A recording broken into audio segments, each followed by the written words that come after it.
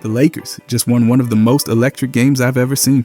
Luca's return to Dallas could not have been scripted any better. From the opening tip, it felt personal, like he had something to prove to every single fan in that arena. The Dallas crowd roared every time he touched the ball, but Luca answered the noise with pure dominance. He started fast, knocking down 3 of his first 4 shots from deep and setting the tone right away. Even with the Lakers coming out a little frantic, missing easy looks, and turning the ball over, Luca's steady hand kept them from losing their grip early. By the first time out, Dallas held a slim lead, but Luca had already taken control, leading the team in scoring with 7 points. The game turned into a back-and-forth battle, and Dallas looked sharp with Marshall and Derek Lively, combining for 11 of the Mavericks' first 24 points. Anthony Davis, now in a Mavericks uniform, started slow with just 2 points, and the Lakers' defense swarmed him all night. The first quarter ended with the Lakers down by 4 after some shaky shooting, with the team hitting only 38% from the field and coughing up a few sloppy turnovers. But things flipped in the second quarter. Vondo brought his usual chaos,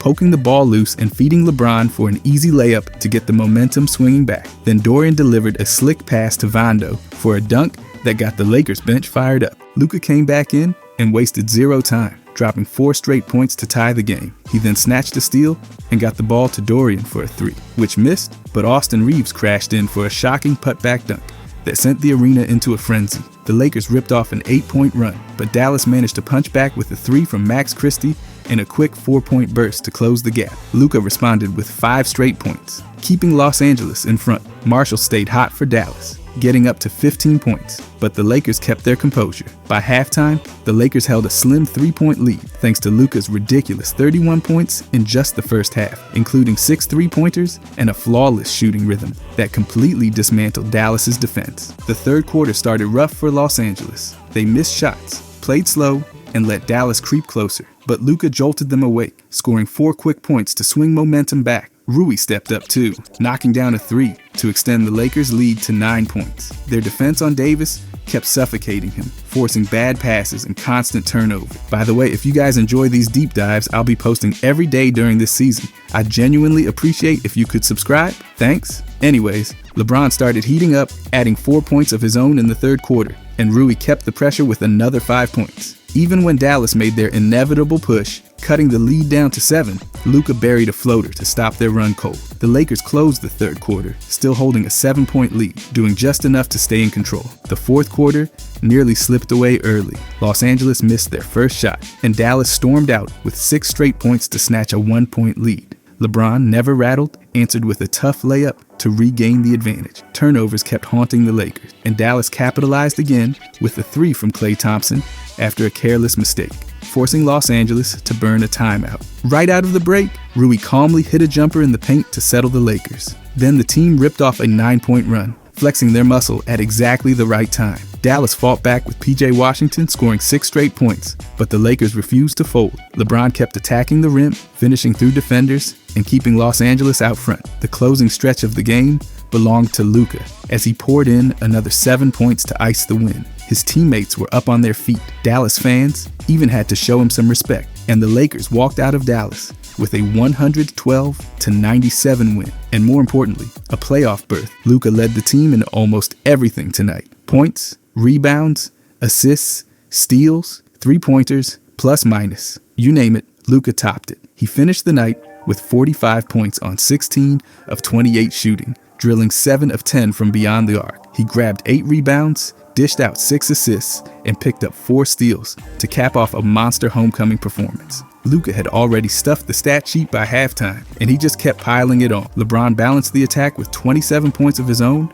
plus 7 rebounds and 3 assists. He added a steal too, and while he did not connect from deep, going 0 for 4, he made up for it by attacking the paint with relentless drives, especially in the second half when the game was hanging in the balance. Rui played a clean, efficient game, dropping 15 points while shooting 50% from the field. He hit 3 of 7 from deep, keeping the floor spaced and giving the Lakers the versatility they needed to spread out Dallas's defense. Rui also grabbed 2 rebounds, handed out 2 assists, and picked up a steal. His timely scoring in the fourth quarter helped close the door when Dallas tried to sneak back in. Austin Reeves finished with 11 points, 4 rebounds, and 4 assists. He grabbed a steal and brought his usual energy, Even though his outside shot was off tonight at just 1 of 5 from 3, he made up for it with hustle plays, including that wild putback dunk in the second quarter that sparked the Lakers bench. Hayes chipped in 3 points, but his impact came mostly on the boards, pulling down 5 rebounds. He also grabbed 2 steals, keeping the defensive intensity high, even if he did not get on the block sheet tonight. Hayes played his role well,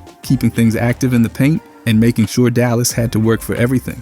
Dorian Finney-Smith, coming off the bench, gave the Lakers a balanced effort with 5 points, 5 rebounds, and 5 assists. He added a steal and kept the ball moving, though his shot was off at just 2 of 8 from the field and 1 of 6 from deep. Still, his playmaking and defensive effort gave the Lakers valuable minutes. Altogether, the Lakers delivered across the board.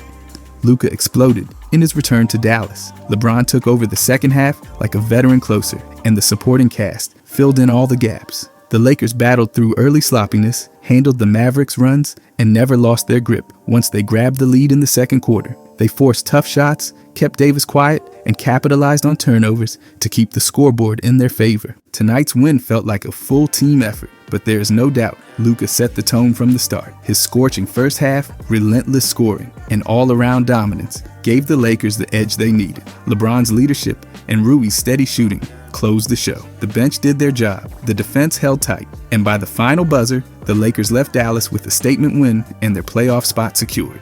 But of course, watching this game, we have to talk about Luca. Luca's been flat out thriving in Los Angeles. His scoring's been sharp, and even though he's dropped a tick from 28.1 points per game with Dallas down to 27.1 points per game as a Laker, it's not hurting him at all. What's wild is how much better he's been at the line. With Dallas, he was knocking down 76.7% of his free throws, but in LA, he's jumped to 81%. Not only that, he's getting to the line way more. He's gone from 6.6 attempts per game with Dallas to 8.7 in Los Angeles. That's a big deal. More trips to the line and better accuracy, I'll take that all day. Then, his true shooting percentage tells the same story. In Dallas, he was sitting at 54.4%, but now, with the Lakers, it's climbed up to 58%. That's a solid jump. And his three-point shooting, he's been hitting 36% from deep in Los Angeles, which edges out the 35.4% he had with Dallas. He's taking nearly 10 threes a game, so keeping that percentage steady is no small thing. Now, field goal percentage, sure, it dipped. He was at 46.4% in Dallas, and now he's at 42.2% with the Lakers. But even with that slight drop, the rise in true shooting and the free throw bump balance it out beautifully. He's taking about the same number of threes, but they're falling just a bit better in purple and gold. His playmaking's been tight too. In Dallas, he was dishing out 7.8 assists per game. In Los Angeles, he's at 7.6, so pretty much the same. But here's where it gets better. He's cut down his turnovers a little.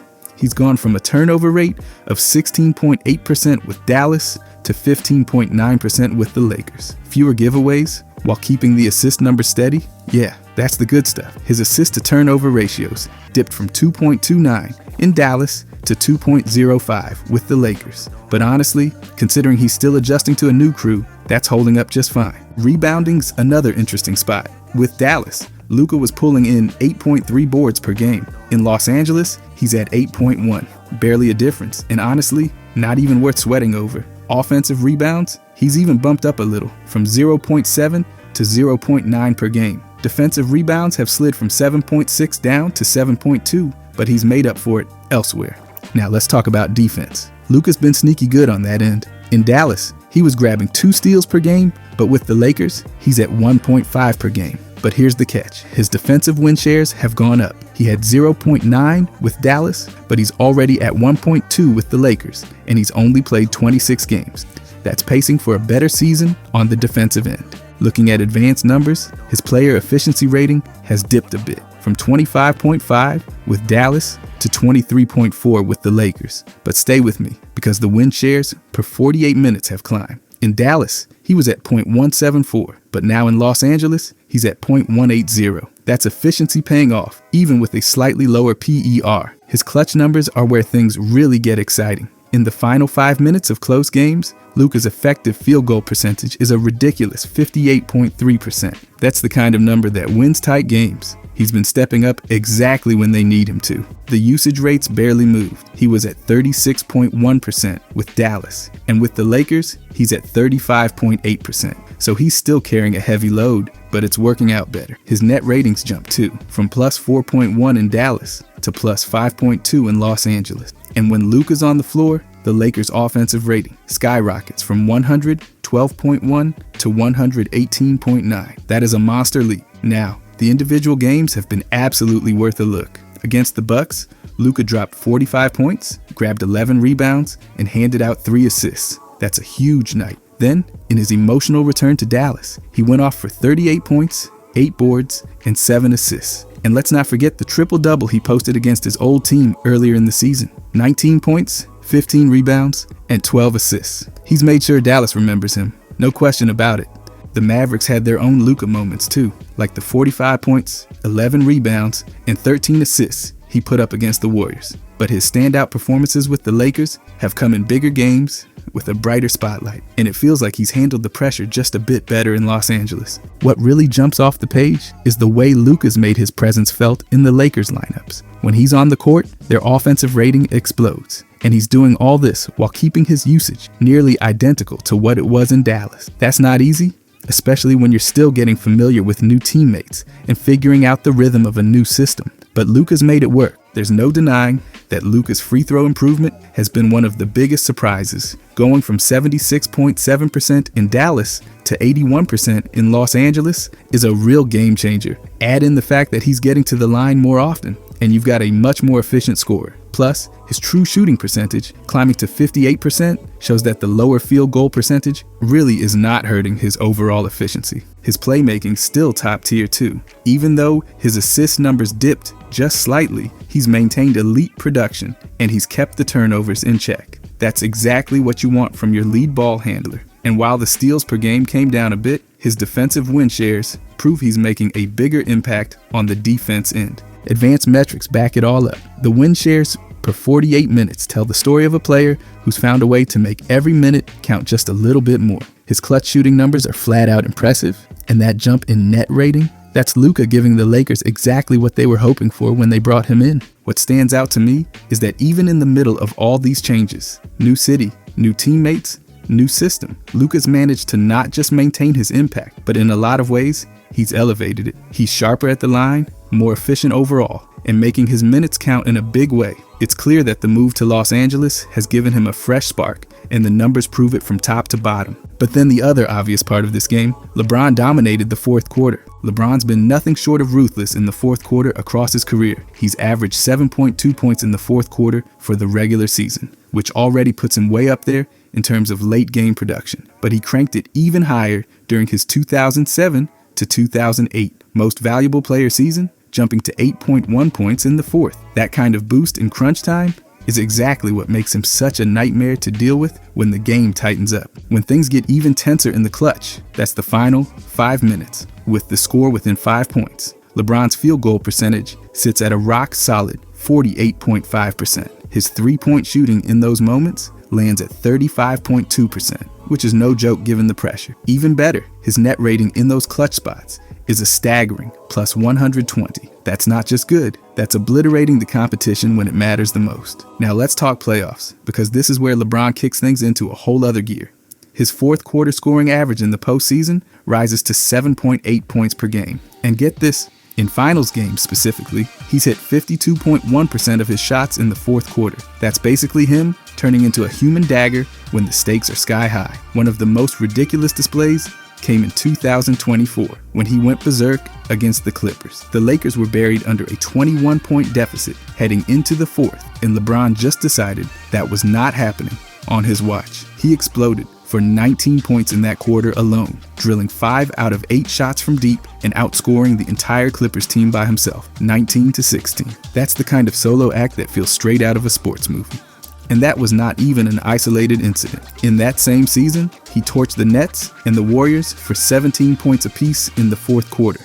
Across both games, he combined to hit 11 of 14 shots. That is 85% shooting in closing time. which is just absurd. Going back to the 2016 finals, in that pivotal Game 5 against the Warriors, LeBron poured in 16 points in the fourth, shooting an insane 73% from the field. Moments like that pushed Cleveland's 3-1 comeback to life and basically flipped the whole series. Zooming in on his efficiency, his true shooting percentage in the fourth quarter across his career is 58.1%. That's already excellent, but when he's in playoff mode, it climbs to 60.3%. So not only is he scoring more in the postseason, he's doing it while being even more efficient. At the free throw line, he's reliable in the fourth, knocking down 76.4% for his career, but tighten it to those clutch moments, specifically the last 2 minutes, and he's drained 84.1%. That's money when it matters the most. The advanced impact metrics paint an even clearer picture of his dominance.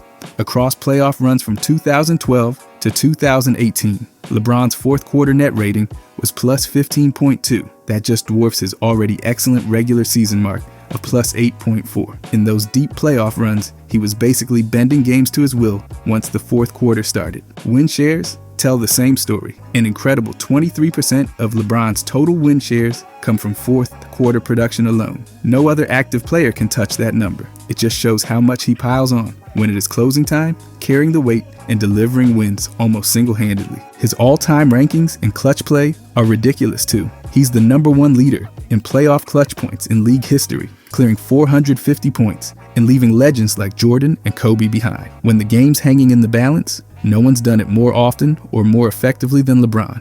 He's also hit 37 go-ahead shots in the final 10 seconds of games across both regular season and playoffs. 37 times he's been the one to ice the game, sending crowds into chaos or silence, depending on the zip code. What's been especially impressive is how consistent he's been year after year, no matter the situation. Whether it's a regular season grind or the white-hot lights of the playoffs, LeBron's fourth quarter numbers just keep delivering. That true shooting percentage bump in the playoffs shows he's not just maintaining under pressure, he's elevating. And the 84.1% free throw mark in clutch minutes, that's straight-up precision in the moments that decide games. That 2024 comeback against the Clippers really jumps out though, dropping 19 points in a single fourth quarter, especially when trailing by 21, is the kind of thing that tilts an entire season. And to outscore the Clippers solo, 19-16, makes it feel like LeBron was playing an entirely different game from everyone else on the floor. You can line up his other big-time fourth quarters, and the theme stays the same. 17 points against the Nets, another 17 against the Warriors, both in 2024, with a combined shooting line of 11 makes out of 14 attempts. Those are numbers you just do not see from normal players, especially not when the pressure's sky high. Even going back to the 2016 finals, when Cleveland was clawing their way back from a 3-1 hole, LeBron's fourth quarter in Game 5 was massive, 16 points on 73% shooting, which is exactly the kind of late-game explosion that shifts momentum and rattles the opposition. The advanced numbers confirm it over and over. That plus 15.2 net rating in playoff fourth quarters from 2012 through 2018 shows how much he elevates his team in crunch time. The fact that nearly a quarter of his career win shares come in the fourth quarter just emphasizes that he's not padding stats early in games. He's taking over when everything's on the line. Being first all-time in playoff clutch points is no accident either. Clearing 450 points in those situations shows how many times he's been the go-to guy in must-score moments. And 37 game-winning or go-ahead shots in the final 10 seconds, that is legendary stuff, the kind of resume that lives forever. What I really notice in these numbers is the way LeBron balances volume with efficiency. Plenty of players can score in the fourth if you give them enough chances, but keeping a true shooting percentage over 60% in playoff fourth quarters while averaging nearly 8 points, that's a whole different level of mastery. Then there's the free throws. Under regular pressure, he's steady at 76.4%, but crank up the pressure to clutch minutes in the last 2 minutes, and he sharpens up to 84.1%. That is closing time composure at its finest. LeBron's fourth quarter dominance has never been about flashy bursts alone. It's the steady, overwhelming accumulation of advantage. He scores, he defends, he controls pace, and his advanced impact metrics tell the whole story. Plus 15.2 net rating in playoff fourth quarters, 23% of career win shares coming from closing time, first in clutch points all time, and those 37 game-winning shots. It's just relentless. And through it all, he stayed consistent. No wild swings, no falling off under pressure. Just a constant, dependable force in the final frame, year after year, team after team and game after game. The numbers never lie with LeBron in the fourth. They just keep telling the same story. If the game's tight and the clock's winding down, LeBron's going to take over. But the last thing I want to talk about, Rui. He had a great game. When Rui scores at least 15 points, the Lakers turn into a whole different beast. Their record in those games is a strong 22-9, which works out to a 71% win rate. That is way better than their overall pace for the season. Every time Rui hits that 15-point mark, the team's entire profile shifts in the right direction. Let's start with the offensive rating. In these games, the Lakers pump their offensive rating up to 118.7. That beats their season average of 115.3 by a solid margin. It is like adding a turbo boost to the offense every single time Rui gets rolling. And it does not stop there. Their defensive rating also improves when he is scoring well, dropping to 111.2 compared to their season average of 113.5. So they are not just scoring more, they are locking down better too. Put it together, and the net rating climbs all the way to plus 7.5 in Rui's good games. That is a massive jump from their usual plus 1.8 on the season. Basically, when Rui finds his rhythm, the Lakers play like one of the best teams in the league. Now, Rui's individual numbers in these games are exactly what you want from an efficient, complementary scorer. He shoots 54.9% from the field when he scores at least 15, compared to his season average of 50.5%. He is also scorching from deep in these games, hitting 44.7% of his threes, which is a nice bump from his already strong 41.2% on the season. His true shooting percentage in these performances sits at a blistering 63.1%, compared to 61.5% across the season. So when Rui heats up, he is not just chucking shots. He is scoring with serious efficiency. Rebounding also ticks up in these games. He grabs 5.8 boards per game when he is in that 15-point scoring zone, up from 5.1 on average. It is not a dramatic leap, but every extra possession counts. And Rui is finding ways to contribute on the glass when his offense is rolling. His plus minus in these games is another bright spot. He sits at plus 6.2 in net rating when he is on the floor, which is one of the top 3 marks on the team. That kind of on-court impact is not something you can ignore. When Rui is producing, the Lakers are thriving. It gets even better when you look at the lineups. When Rui shares the floor with LeBron and Davis, the net rating balloons to plus 12.4. That is the best 3-man combo on the team, and it is not even close. It is clear that when Rui is playing well alongside the stars, the Lakers hit another gear entirely. Even the starting unit with Rui included locks down on defense, posting a defensive rating of 112.3, which is elite territory. Clutch performance also benefits in a big way. In games where Rui scores 15 or more and the margin is within 5 points in the last 5 minutes, the Lakers are 8-2. That is an 80% win rate in tight games when Rui steps up. It is not hard to see the connection. His scoring helps keep defenses honest, which opens up cleaner looks for the stars down the stretch. Their pace in these games is faster too, climbing to 101.2 possessions per 48 minutes. That is a nice uptick from their season average of 99.7. It shows they are playing with more energy and tempo when Rui's feeling it, which keeps opposing defenses scrambling. The recent games tell the same story loud and clear. Against the Warriors on April 3rd, Rui lit it up with 24 points on 60% shooting from the field and 50% from 3. Even though the Lakers came up short, they still exploded for 123 points. Rui's scoring kept them in the fight from start to finish. Back on February 25th against Dallas, Rui chipped in 15 points, grabbed 6 rebounds, and swatted 2 shots. The Lakers walked away with a 107-99 win, controlling the game on both ends. His presence was felt across the board. Then on February 8th against Indiana, Rui dropped another 24 points, shooting a ridiculous 61.5% from the field and drilling 66.7% of his threes. The Lakers powered their way to a 124-117 victory, and Rui's hot hand was a huge part of that success. Advanced metrics love Rui in these games too. When he is on the court, the Lakers are plus 8.1 points per 100 possessions. That is a major swing. His defensive win shares also climbed to 1.2 in his good games, compared to 0.8 across the season. So not only is he scoring efficiently, but he is also making a real difference on the defensive end. His playmaking improves as well. In games where Rui hits 15 points or more, his assist percentage jumps to 12.4%. That is nearly double his season average of 6.4%. It shows he is not just looking for his own shot, he is keeping the ball moving and creating for others when he is locked in offensively. The Lakers definitely felt his absence earlier in the season too.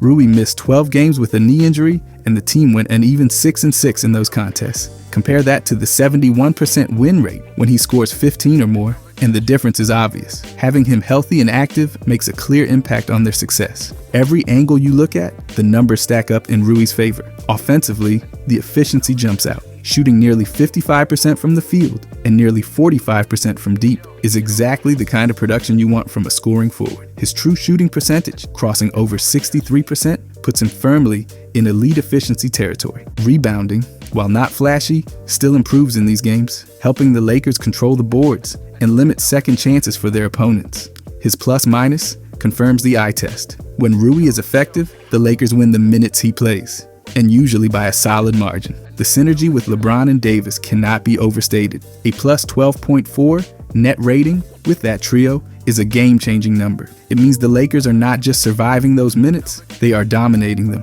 When Rui is part of that mix and producing, it turns the lineup into a serious threat on both ends. His playmaking spike shows he is engaged in the flow of the offense too. Jumping from 6.4% assist rate to 12.4% is a big leap, and proves he is making smart decisions when defenses focus too heavily on him. The pace bump is another underrated factor. When Rui is rolling, the Lakers play faster, pushing to 101.2 possessions per 48 minutes. That quicker tempo helps create more opportunities for easy buckets and keeps defenses from getting set. Clutch games are especially telling. An 8-2 record in close games where Rui scores 15 or more highlights how important his contributions are in the moments that decide wins and losses. His scoring adds that extra threat late in games, stretching defenses and making it easier for the stars to finish things off. Even the games he missed show his value. The Lakers treading water at 6-6 without him is a sharp contrast to how well they perform when he is in rhythm and scoring at least 15.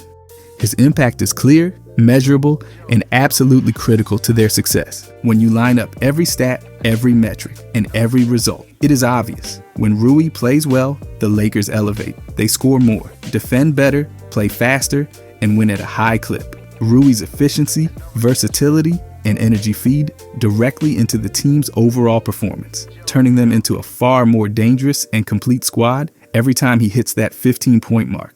If you guys enjoyed this, I'll be posting every day during the season. I genuinely appreciate if you could subscribe. Thanks for watching.